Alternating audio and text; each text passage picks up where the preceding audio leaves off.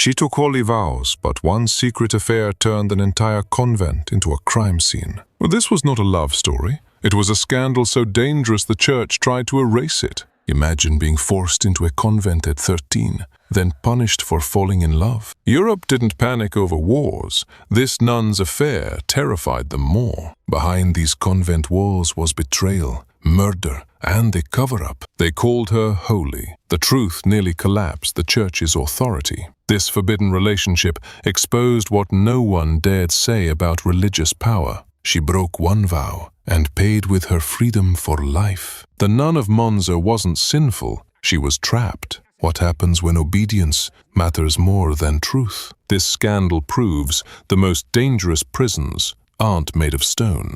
The shadow of the vows she swore, often intended as spiritual protection, instead became a trap when a single, desperate, secret affair escalated. Not just breaching holy commitment, but turning the sacred and protected confines of an Italian convent into a harrowing and very real crime scene. It is a terrible reflection of human frailty that even structures designed for piety can be corrupted by passion and desperation, leading to consequences that went far beyond mere spiritual failing. And history notes that the very integrity of the order in Lombardy was threatened by the ensuing investigations and public outcry. What unfolded here was far from a romantic entanglement, but rather a catastrophic scandal so profound and politically damaging that the entrenched powers of the Catholic Church mounted a desperate and systematic campaign to entirely erase the evidence and memory of it from the public record. The conflict wasn't just between the flesh and the spirit.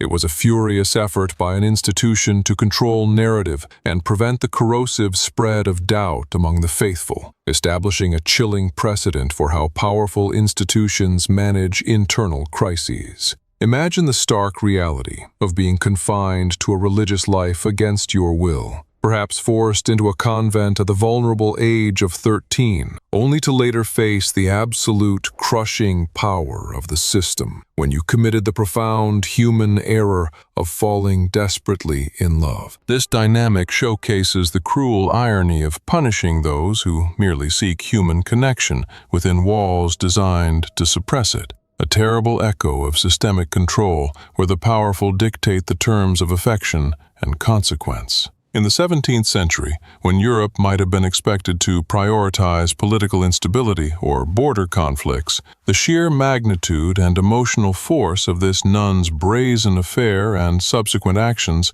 terrified the populace far more than the distant threat of war. The scandal struck at the very heart of societal order and moral certainty, demonstrating that perceived corruption within spiritual leadership often causes a deeper, more visceral panic than external threats to the state itself, shaking the foundations of belief across regions like Milan and beyond. The serene and isolated nature of these convent walls, initially symbolizing piety and separation from the world, tragically concealed a horrifying sequence of betrayal, illicit relationships, rumors of murder, and the ensuing meticulous cover-up orchestrated by those entrusted with maintaining holiness. This stark contrast between outward appearance and inner rot underscores a timeless warning. The darker realities of human nature often thrive in the most tightly controlled environments, shielded by reputation. They preached ceaselessly about her exemplary devotion,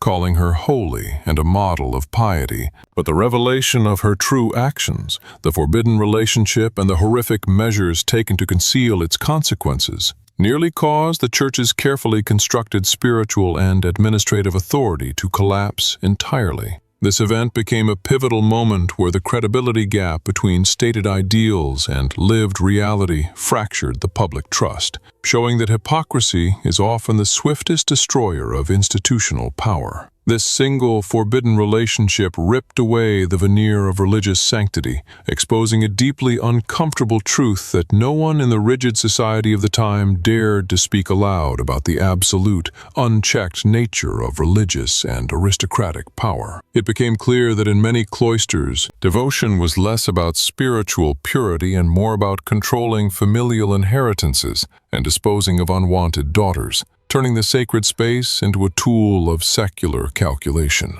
She willingly broke one vow, the sacred oath of chastity, and in a society where transgression against the divine was often treated more severely than civil crime, she paid for that human transgression with the complete forfeiture of her freedom for the remainder of her life. This severe and public punishment serves not only as retribution for her personal sin, but as a chilling, highly visible deterrent intended to enforce strict obedience throughout the entire religious infrastructure. While history often simplifies the case by branding the Nun of Monza as purely sinful, a deeper analysis reveals a woman who was fundamentally trapped, a pawn in dynastic and religious strategies, who acted out of profound desperation in a life she never chose. Her actions were not merely moral failures, but the inevitable, tragic reaction of a resilient spirit attempting to find agency within a suffocating system designed to deny her any personal choice or meaningful escape.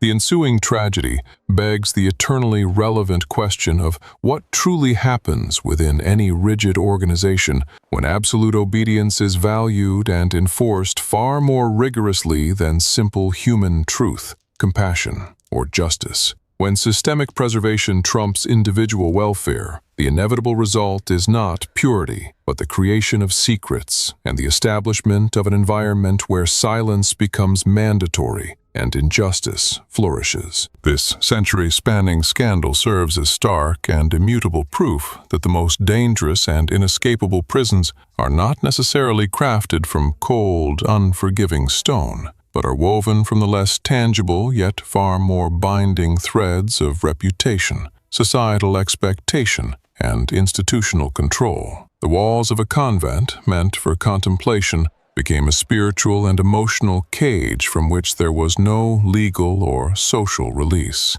It is a core tragedy that she never actually chose the path of the convent life, having been placed there by her family's strategic needs. Yet she was subsequently and irrevocably condemned for the catastrophic sequence of human events that unfolded inside that very forced environment. The injustice lies in the fact that the system determined her setting, monitored her life, and then violently punished her for predictable human responses within its own confining architecture. The revelations surrounding this love affair were so profoundly shocking and ran so deeply counter to the established social morality that the whole of Europe, not just the clergy or the immediate community, watched the unfolding disaster in horrified fascination. It was a crisis that transcended local gossip, becoming a widespread commentary on the moral failings and systemic weaknesses within the highest ranks of society and the Church. This detailed historical account is not simply ancient gossip resurrected for dramatic effect. It stands today as a potent and evergreen warning about the destructive forces of unchecked institutional control and the deep, corrosive damage exacted when silence is brutally enforced over essential accountability.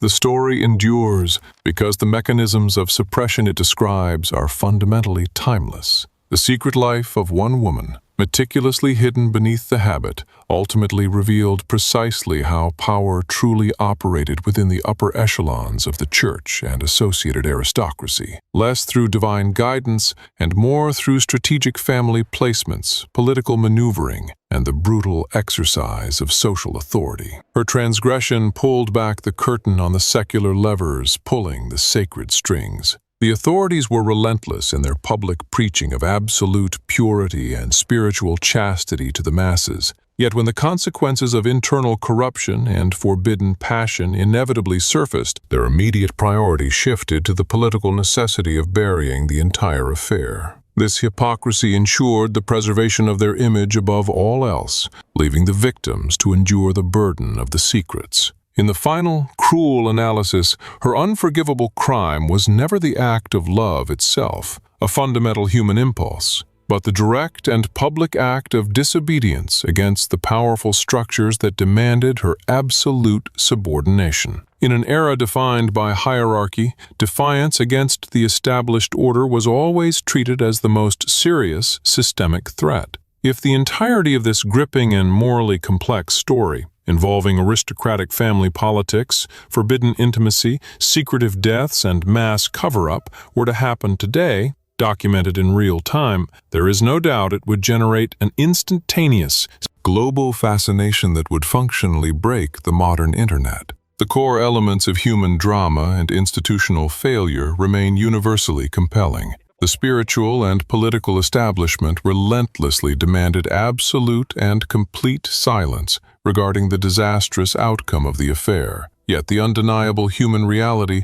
and the magnitude of the injustice ensured that the truth, like a persistent spectral figure, utterly refused to stay buried in the sealed convent archives. History proves that power can impose silence, but it can rarely maintain oblivion when the consequences are so profound. This harrowing scandal, rooted in the failure of spiritual governance and human weakness, forced the whole of European society to confront precisely what it feared most: the dangerous possibility that the sources of moral authority, the institutions designed to uphold virtue, were themselves fundamentally compromised and fallible. The resulting widespread crisis of faith was a terrifying prospect for the ruling powers. She was effectively locked away, banished to a perpetual state of isolation and penance, not primarily because of the theological weight of her sin, but because her actions caused deep, visceral, institutional embarrassment to the powerful families and the entire religious order. Her fate was sealed by social optics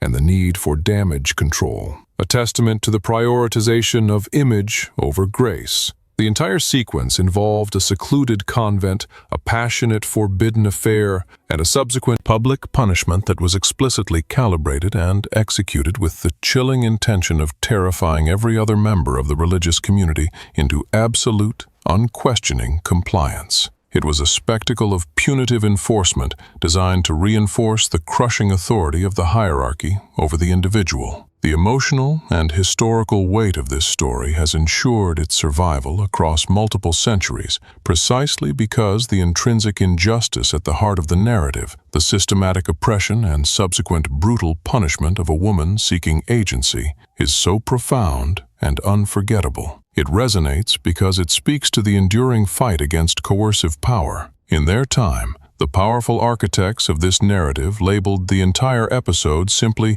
as a moral scandal, deserving of harsh judgment. But when viewed through the lens of history, the definitive truth emerges. It was a calculated and profound abuse of institutional power against a powerless individual. The shift in naming reflects the change in perspective from contemporary judgment to historical accountability. The story of the Nun of Monza stands as a chilling, crystalline illustration of what inevitably occurs when large, self-protecting institutions, rather than seeking truth or justice, instead prioritize the ruthless defense of their own reputation and established internal order above all concerns for human welfare. Her suffering was merely collateral damage in a fight for systemic self-preservation. Despite the concerted effort by her own family and the higher echelons of the church to completely erase her existence from all official records, scrubbing her name from scrolls and documents, the indelible emotional footprint of her life and the drama she precipitated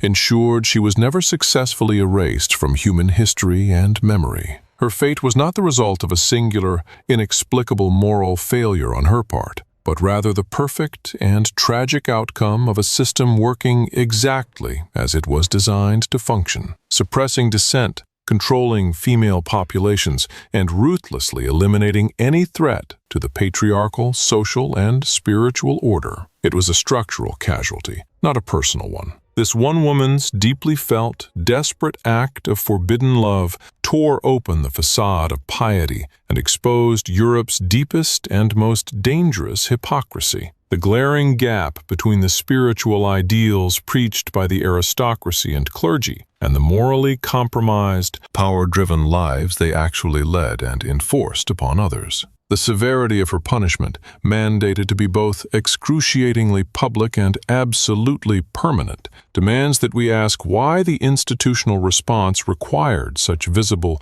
devastating finality. The answer lies not just in her sin, but in the necessity of sending a violent, unmistakable message of fear and compliance to every other woman held within the Church's vast network of control. Ultimately, this explosive scandal did not shock the powerful across Europe because of the mere presence of human sin, a well-acknowledged reality, but because the truth of the affair exposed the systemic corruption and the sheer, brutal capacity of the Church to destroy a human life to protect its own self-image. The revelation, not the transgression, was the true source of terror. This exploration has examined themes of power, corruption, and human conflict within historical contexts, focusing entirely on the complex social and personal histories of these remarkable figures for educational and historical purposes. The shadow cast by history's great institutions is often long and misleading. If this story made you reflect on fragility of power and the unexpected strength of the defiant spirit,